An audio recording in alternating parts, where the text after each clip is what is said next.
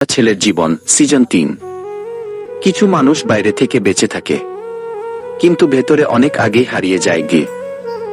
রাত তখন প্রায় ২টা। জানালার বাইরে বৃষ্টি পড়ছে টুপটাপ।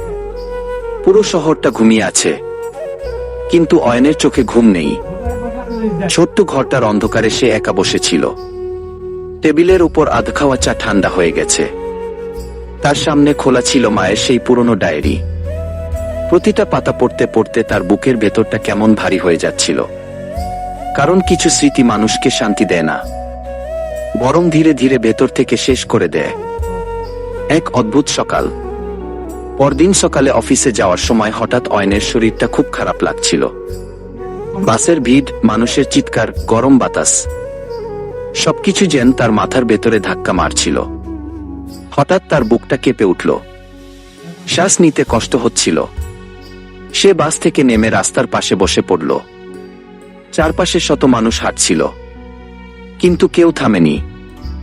কারণ এই শহরে মানুষ কষ্ট দেখেও না দেখার অভিনয় করতে শিখে গেছে। অনেকক্ষণ পরে এক বৃদ্ধ লোক তার পাশে এসে পানির বোতল বাড়িয়ে দিল। বাবা, ঠিক আছো? এই ছোট্ট প্রশ্নটাই অয়নের চোখ ভিজিয়ে দিল। কারণ অনেকদিন পর কেউ তাকে জিজ্ঞেস করেছিল সে কেমন আছে। পুরনো বন্ধুর সাথে দেখা। এক সন্ধ্যায় অফিস শেষে হঠাৎ অয়নের কলেজের পুরনো বন্ধু নিলয়ের সাথে দেখা হলো। নিলয় তাকে দেখে অবাক হয়ে বলল, তুই এত শুকিয়ে গেছিস কেন রে? অয়ন শুধু হালকা হাসল, কারণ কিছু প্রশ্নের উত্তর শব্দে দেওয়া যায় না। দুজন একটা ছোট্ট চায়ের দোকানে বসল। বৃষ্টি পড়ছিল আস্তে আস্তে। নীলা অনেকক্ষণ চুপ থেকে বলল, জানিস অয়ন, আমরা সবাই জীবন নিয়ে যুদ্ধ করছি। কেউ জিতে যাচ্ছি, কেউ হেরে যাচ্ছি গি। অয়ন নিচের দিকে তাকিয়েছিল।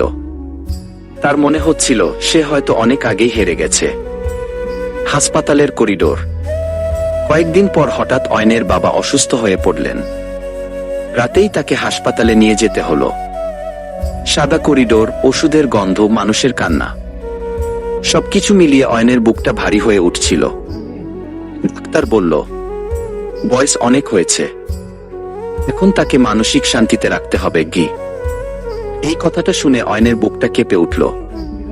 কারণ সে বুঝতে পারল জীবনে যাদের উপর সে রাগ করেছিল তাদের হারানোর ভয়ও তার ভেতরে লুকিয়েছিল। সেদিন রাতে হাসপাতালের বেঞ্চে বসে অয়ন বাবার ঘুমন্ত মুখের দিকে তাকিয়েছিল। হঠাৎ তার মনে পড়ল ছোটবেলায় জ্বর হলে বাবা সারা রাত তার পাশে বসে থাকত। হয়তো ভালোবাসা সবসময় মুখে প্রকাশ পায় না, কিছু ভালোবাসা খুব নীরব হয়। মাঝরাতের কান্না। রাতে হাসপাতালের ছাদে উঠে অয়ন আকাশের দিকে তাকালো। আজ আকাশে কোনো চাঁদ ছিল না, শুধু কালো মেঘ। হঠাৎ তার বুকের ভেতরের সব জমে থাকা কষ্ট বের হয়ে এলো। সে প্রথমবারের মতো ভেঙে পড়ল। চোখের পানি থামছিল না। সে কাপা গলায় বলল, মা, আমি আর পারছি না ঘি। অনেকদিন ধরে শক্ত থাকার অভিনয় করতে করতে সে ভেতরে ভেতরে ক্লান্ত হয়ে গিয়েছিল। কারণ পৃথিবীতে সবচেয়ে কঠিন কাজ হলো নিজের কষ্ট লুকিয়ে বেঁচে থাকা। ছোট্ট একটা পরিবর্তন। পরদিন সকালে হাসপাতালের ছোট্ট বাচ্চাদের ওয়ার্ডের সামনে দিয়ে যাওয়ার সময় অয়ন দেখল একটা ছোট ছেলে কাঁদছে। তার হাতে কোনো খেলনা নেই। অয়ন চুপচাপ বাইরে গিয়ে একটা ছোট্ট খেলনা গাড়ি কিনে এনে ছেলেটার হাতে দিল। ছেলেটা সঙ্গে সঙ্গে হেসে উঠল। এই ছোট্ট হাসিটা দেখে অয়নের বুকের ভেতরে অদ্ভুত একটা অনুভূতি হলো।